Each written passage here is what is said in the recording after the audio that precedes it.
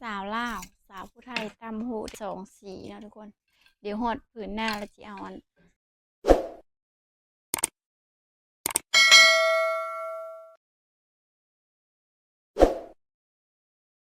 ฮัลโหลสบายดีเอฟซีทุกคนเด้อแล้วก็สวัสดีเอฟซีฟังไทยนะทุกคนวันนี้กาสะพรสิมาอันเบิ่งวิถีชีวิตเนาะทุกคนเนาะวันนี้อันสะพรเฮ็ดหยังเนาะทุกคนเนาะนี่ทุกคนอันนี้คือสะพรสิมาปั้นลอดแล้วก็ไปตำอัน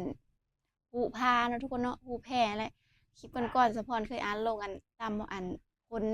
ขนพาเนาะทุกคนขนพายนั่นแหละมื้อนี้ก็เลยอันสิมาอัน ปั้นรอดแล้วก็สิไปตำให้เบิ่งทุกคนเนาะว่ามันเป็นจังไดเนาะทุกคนเนาะก่อนอื่นก็สะพรก็สิมาปั้นรอดซอยอีแม่ก่อนมื้อนี้อีแม่ได้กางหูแล้วก็อยู่เฮือนเนาะทุกคนเนาะก็อยู่อันตำหูนั่นแหละตำหูผ้านะพี่น้องเอ้ยแล้วก็สะพรก็มาซอยเพิ่นเอ็ดก็มีเฮ็ดปีละไส้เนาะทุกคนเนาะปีละไส้2ไส้เพิ่นเฮ็ดกับบางปีก็บ่ได้เฮ็ดเนาะทุกคนแต่สะพรก็โดนๆบ่ได้เฮ็ดซอยเพิ่นมื้อนี้ก็เลยมาซอยเพิ่น สะพรก็เลยมาปั้นแล้วรอดผ้าก็นั้นทุกคนเนาะปั้นแบบนี้แล้วจังไปตั้มนะพี่น้องอืมอันนี้ก็คืออันวิถีชีวิตเนาะทุกคนอัน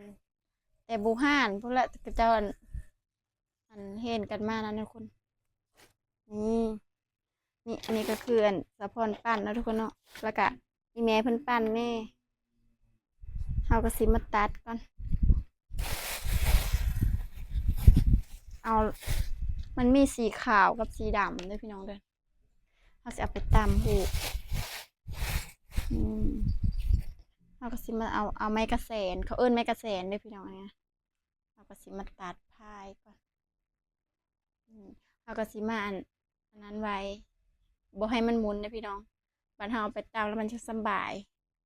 นี่ก็หมุนแบบนี้ไว้เนาะนี่ทุกคนได้รอดหนึงแล้วสะพรสิปั้นอีกเด้อรอดก็รอดน้อยรอดง่ายพี่น้อง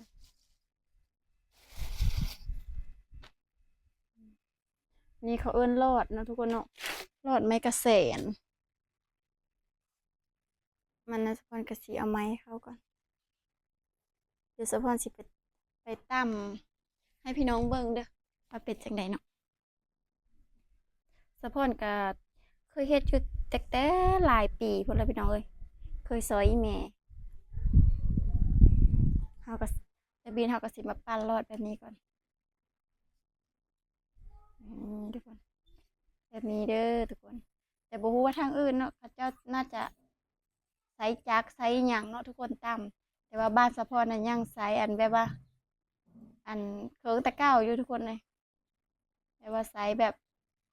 วิถีชีวิตแบบแต่เก้าอยู่ใช้แบบของหมู่บ้านอยู่ตามมือเด้อพี่น้องเอ้ย ใช้ด้วยคนแต่ว่าถ้าอยู่ในตัวเมืองหรือว่าแบบคงจะคงงานเขาเจ้าเนาะเดี๋ยวนี้เขาเจ้าน่าจะเอาจักตั้มนะพี่น้องแต่ว่าบ้านสะพอนยังใส่อันนี้อยู่เนาะเป็นอย่างเนาะบัดนี้เนาะอันนี้ก็เขาเอิ้นอย่างวะเอิ้นหลาบ่หลาเฮาปั้นรอดทุกคนนี่คือหลาเนาะกันแบบนี้เลยพี่น้องเอ้ยเฮาก็ค่อยเฮ็ดไปแบบนี้แหละแต่บ้านอื่นเขาเจ้าเอิ้นจั่งใดบ่ฮู้แล้วทุกคนอืมถ้าปั้นแห้งก็ย้านมันหมุนนะพี่น้อง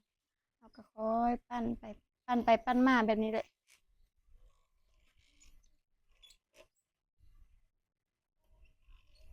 อืม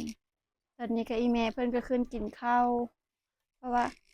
ใกล้สิเทงแล้วประมาณ9 โมง10 โมงแล้วพี่น้อยตอนสวยๆเนาะอากาศอยู่บ้านกะร้อนอืมเอากับปั้นสีขาวสีดำไปเฮาเอาไปตำเด้อพี่น้องเด้อเดี๋ยวสะพรสิถ่ายคลิปให้เบิ่งจนจบเลย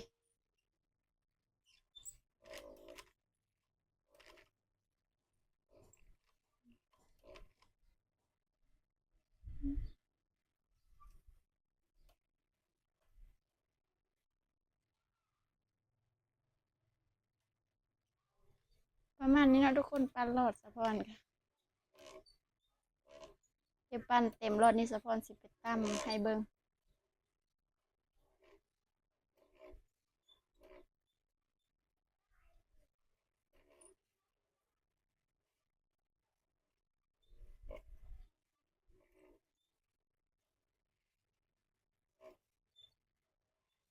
เอาคอยเฮ็ดพี่น้องอย่ามันหมุนถ้ามันหมุนแล้วก็พื้นยากแล้ว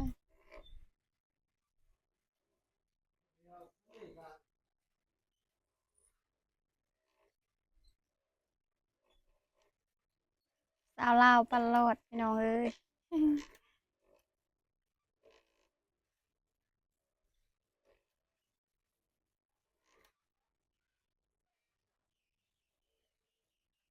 นี่ทุกคนใกล้สิเต็มแล้วเนาะให้มันใหญ่ๆจักหน้อย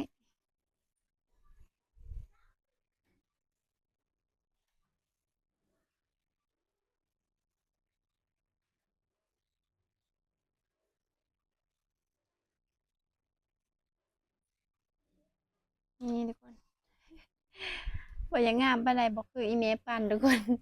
มันอยากปุงๆอยากหมุนๆหน่อยๆนึงเด้อแต่ก็เฮามือใหม่เนาะแต่ว่าผู้เฒ่าเขาจะเฮ็ดคักปานนะแล้วเขาเจ้าเป็นเด้เดี๋ยวสะพอนสิไปตามให้ทุกคนเบิ่งเด้อ FC ทุกคนเบิ่งเนาะว่าเป็นจังใดเนาะทุกคนเนาะนี่ทุกคนเราก็ได้หลายรอดตัวแล้วเด้อทุกคนเดี๋ยวไปเบิ่งกันเลยนะทุกคนอันนั้นทุกคนอันนี้ก็คือฮู้ของเฮาแล้วทุกคนเนาะอันนี้เขาเอิ้นกี่เด้อทุกคนเด้อมาเบิ่งกันเลยนี่อันพายที่เฮาค้นเมื่อนั้นเด้อพี่น้องอันนี้นะนี่เฮาก็สิเข้ามาตำอันนี้ก็ตำแผ่ใสเด้อพี่น้องเด้อนี่ประมาณนี้ดิเดี๋ยวจะพรสิตามให้เบิ่งนะทุกคนก็พอได้แน่เนาะแต่ว่าบ่งามเด้อทุกคนเด้อแต่ก็พอใส่ได้แน่เนาะนี่ทุกคน อันนี้คือกระสวยเนาะอันรอดที่เฮาปั่นนะทุกคนนี่เฮาก็มาตามมือเด้อทุกคนแบบนี้แบบนี้นะทุกคนเธอละเส้นเลยเด้อพี่น้องมันก็นั่นได้เนี่ยเนาะ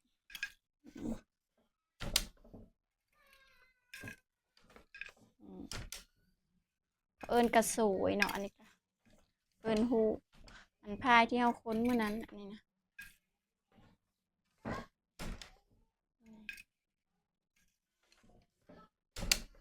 ก็ตามไปจังซี่แล้วเด้อพี่น้อง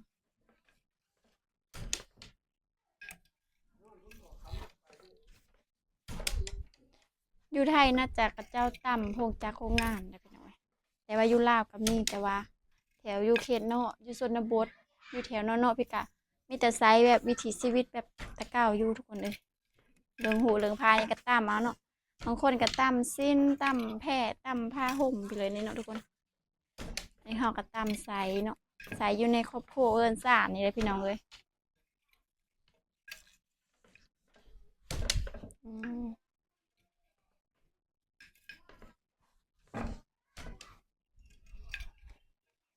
ประมาณนี้เนาะทุกคน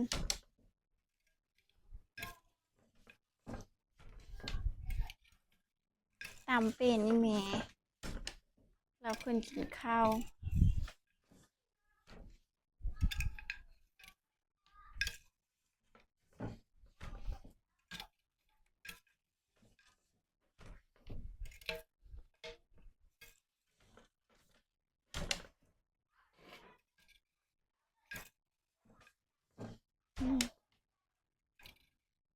อันอยู่อันก็ได้เย็บเอาเลยทุกคนเย็บให้มันอ้าแล้วก็ซ้อนพายเข้าแล้วก็กระทบเข้าไปแล้วก็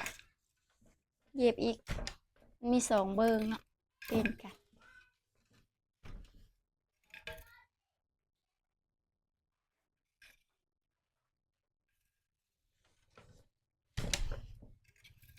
เอาตำตาขาวกับตาดำได้ทุกคน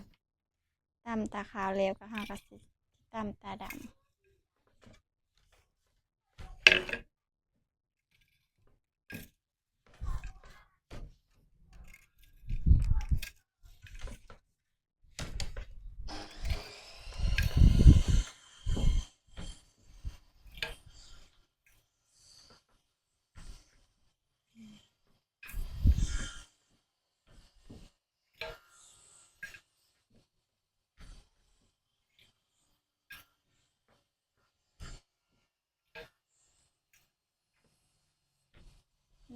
มันได้หลายแล้วก็สะพอนกับสิยำอันไม้อันนี้สำคัญนะทุกคนเอามาใกล้ๆมันจังบ่อันหูเฮาจังบ่เบี้ยวเนาะ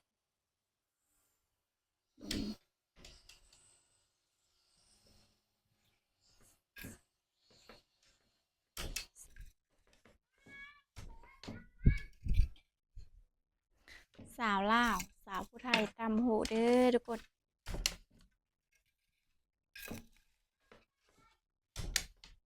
วิถีชีวิตเฮากับประมาณนี้เนาะทุกคนบางมื้อก็ไปหากินบางมื้อก็เฮ็ดเวยกอื่นอะไรประมาณนี้เนาะทุกคนเนาะเพราะว่าสะพอนน่ะครอบครัวสะพอนก็มี4 คนพวกทางพ่อแม่เนาะสะพอนก็ได้อยู่นำพ่อแม่เพราะว่าเขาอ้ายก็ไปไทยเนาะทุกคนเนาะบางคนก็เขาไปไทยบางคนก็เอาโพแล้วก็อ้อเฮือนหาเนาะ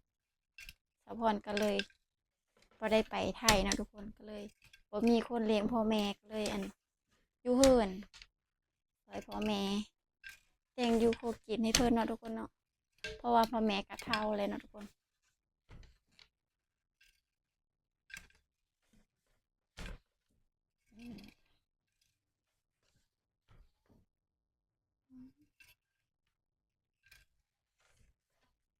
พูดสิได้เนาะทุกคนเนาะวันหนึงก็ประมาณ2 มื้อบ่จั่งได้ว่าหนึงทุกคนเอ้ยถ้าอีแม่ตามซื้อได้อยู่มื้อละว่าบางทีก็คันตามแต่เช้าเลยพี่น้องเอ้ยเพื่อสิแล้วไส้หนึงก็เป็นเดือนถ้าสะพอนตามแฮ่งแต่แลกได้มื้อละปีน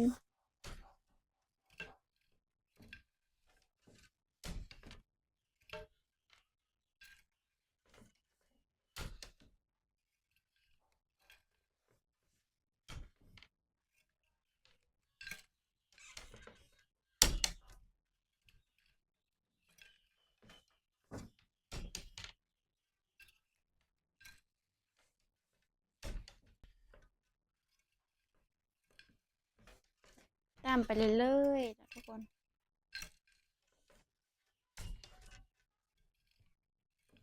มันนานได้เพราะว่าเราตามเถอะทีละเส้นเนาะถ้าว่าเราตามทีละ2 เส้นน่าจะได้ไว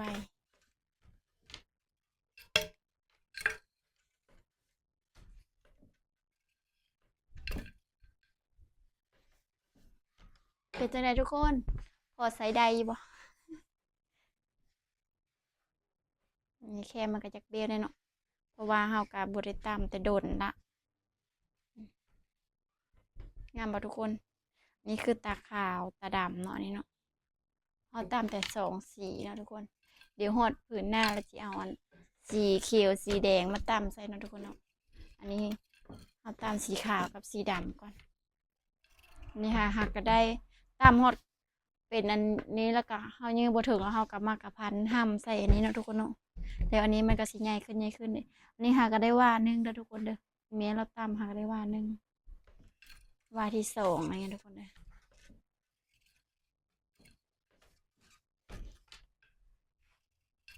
อันที่เฮาค้นผู้อันคลิปก่อนๆนั่นแหละพี่น้องเอ้ยแล้วมื้อนี้เฮาก็มาตำให้ FC ทุกคนเบิ่งนะเด้อ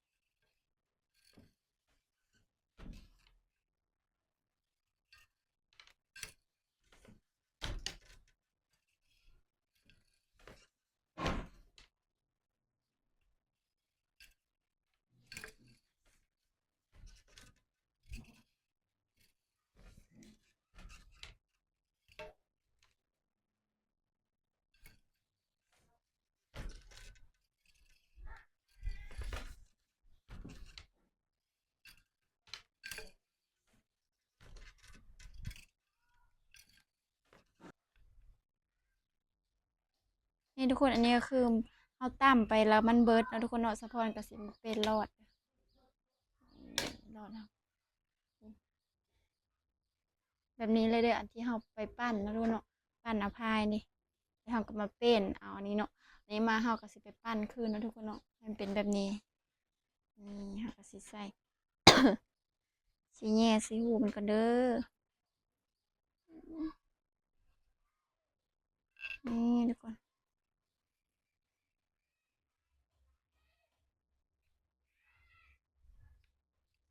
นี่แล้วเฮาก็สิมามาสืบก่อน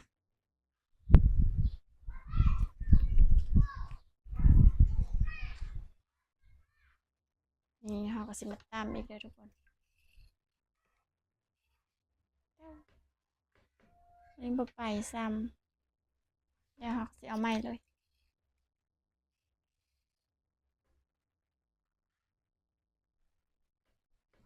นี่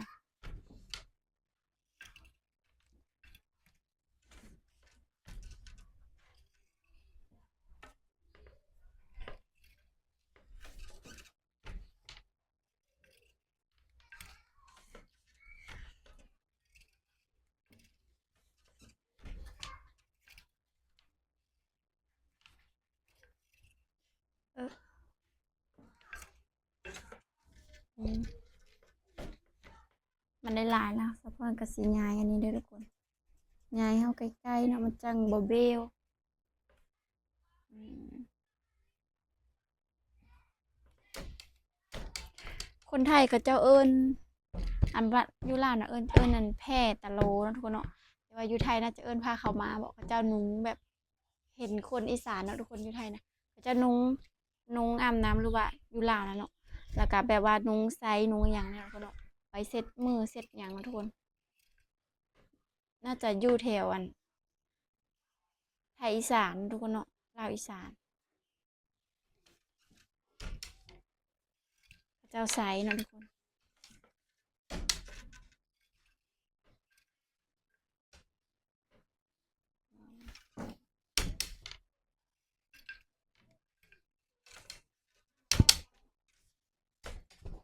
นี่ทุกคนตอนนี้กระเทงแล้วทุกคนเนาะสะพอนสิขึ้นไปหากินข้าวกันนะทุกคนเดี๋ยวสิลงมาตามอีกเนาะตอนแรกนะทุกคนเนาะไปหากินข้าวกันนะทุกคนเนาะนี่พวกเฮาก็ได้ประมาณนี้เนาะทุกคนเพราะว่าเฮากะเฮาชวายได้เนาะทุกคนมื้อนี้นะ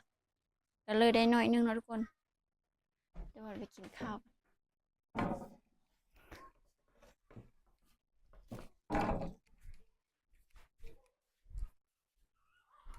เอาล่ะทุกคนตอนนี้กับสะพอนก็ได้ขึ้นมาหากินข้าวเนาะทุกคนเนาะหลังจากสะพอนตำหูเดินแล้วเนาะทุกคนเนาะยังบ่แล้วแต่ว่าเฮาพักกินข้าวเที่ยงก่อนเนาะทุกคน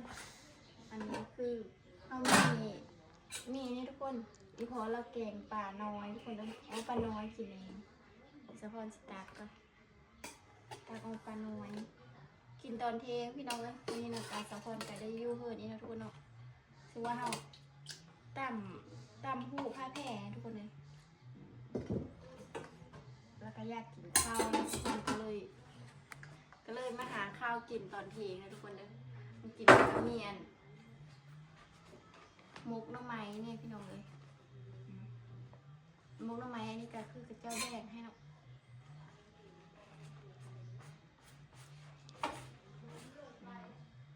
เดี๋ยวเราไปกินข้าวเลยคน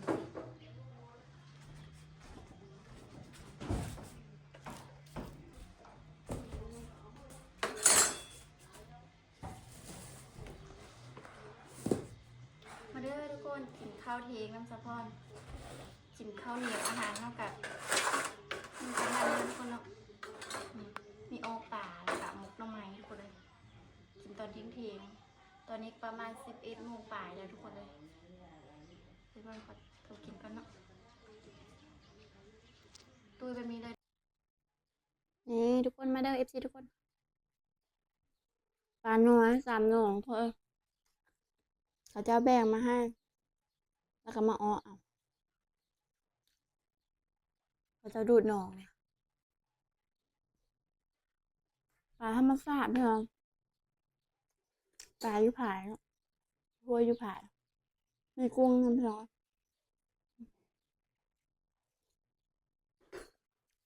ครับ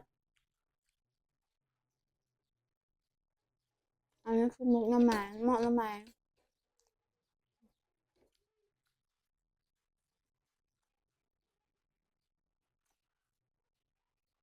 อันนอกบ้านนาเฮากินง่ายอยู่ง่ายพี่น้องเอ้ยอืม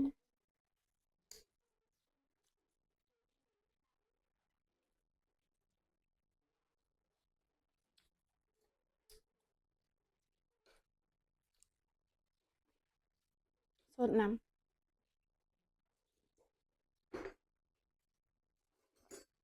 อันนี้คือผักกระเดาเฮาอันต้มไว้มันหาว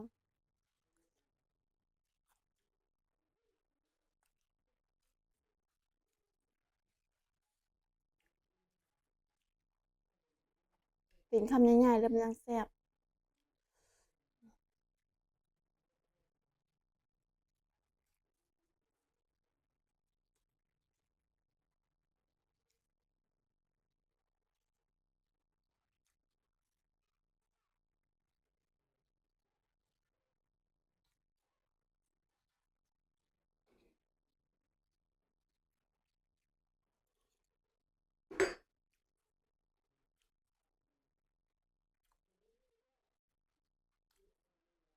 คำใหญ่ๆเลยนะ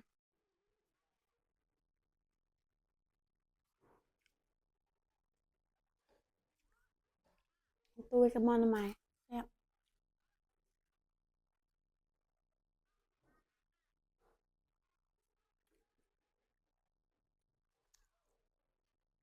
ช่วงนี้กินข้าวแซ่บๆพี่น้องเอ้ย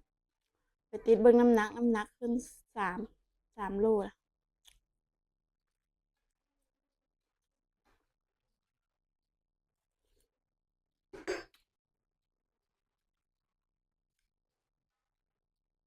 อืม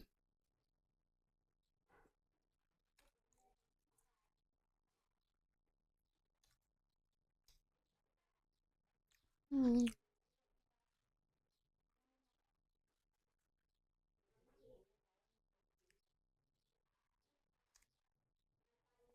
กินคำใดก็แซ่บพี่น้องเอ้ย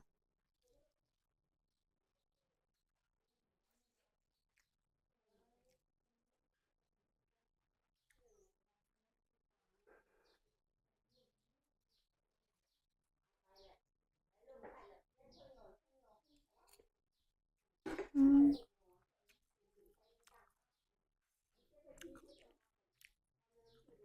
แซ่บพี่น้องเอาทุกคนคลิปนี้กับสะพรกับสิได้จบเพียงเท่านี้นะทุกคนเนาะขอบใจทุกคนเด้อที่ติดตามรับชมทุกคนฝากทุกคนกดไลค์กดแชร์กดติดตามสะพรในเด้อเพื่อเป็นกำลังใจในการคลิปต่อไปนะทุกคนคลิปนี้ก็บ๊ายบาย